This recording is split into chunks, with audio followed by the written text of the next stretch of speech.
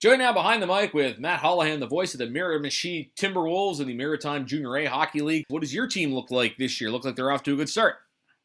Well, they were a little bit different team here coming into the 2017-2018 season. We lost some key players, of course, due to age. We had to fill into those places. We kind of started out the year bolstering the D-line and picked up some pretty amazing players with Mitchell Kreis coming over from the Ontario Hockey League, David Como from the St. John Sea Dog. We kind of started bolstering the defensive line, and now the coaching staff has really been out there and worked very hard. Rob McDonald is doing a wonderful job and so connected with the hockey world. He was able to really get us the players that we needed up front. So we're seeing a completely different hockey club coming into the last few games here than what we've seen in the beginning of the year with some returning players like Colby Tower, of course, with the pickup of Dillon Boucher. Now with Matthew Kreis, Mitchell Kreis's brother, things are really looking good for the Miramichi Timberwolves. Wanted to touch on Dillon Boucher and Colby Tower. As you mentioned, both former Screaming Eagles. Tell us about them in the MHL, what type of players they are, because obviously they get a chance to play expanded roles.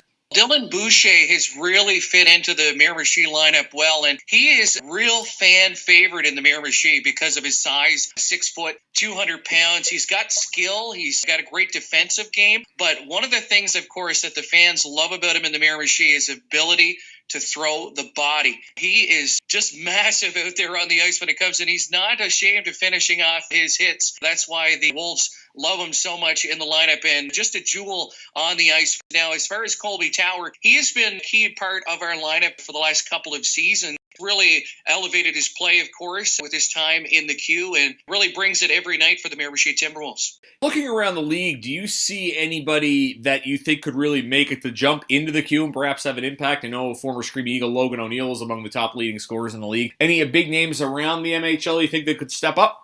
There's a few that come to mind, but even thinking of our own Miramichi Timberwolves, Mitchell Kreis is just amazing on the blue line. One of those offensive defensemen, doesn't mind jumping up, getting into the play, and he can hammer the puck hard. And one of the things that I like about Mitchell Kreis's play is that he's actually able to find the net, which is very important when you're throwing that bomb, but his shot accuracy is really second to none, and his ability to jump up into the play and get back again so quickly. And then with the pickup as well of Matthew Kreis for the Miramichi Timberwolves, Matthew, his brother, doing amazing things as well. Just came over, played the last few games for the Timberwolves. So, of course, we had a player that jumped up into the queue last year with you guys, with Lee Dower, the former captain of the Miramichi Timberwolves, and it was good to have him back for that big championship run last year, going all the way to game number 7 in the Maritime Hockey League Finals. Lastly, I wanted to ask about the market there in Miramichi. What kind of support do the Timberwolves get, and is there any overlap and challenges presented given the proximity of Bathurst?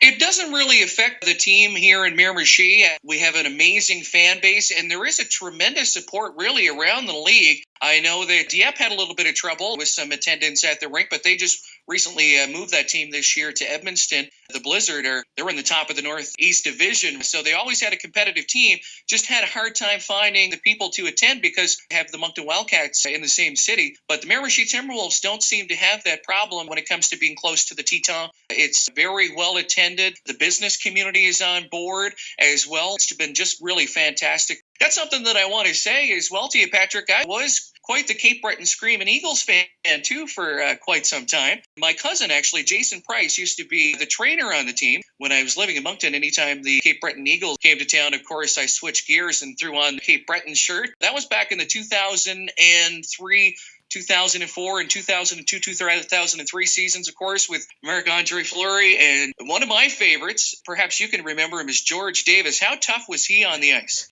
George was very tough, and it's funny that you would mention that. We actually just had Jason Price on the broadcast not too long ago, so small world. Matt, we appreciate you telling us about all things MHL and your Screaming Eagles fanship. Thanks for coming on.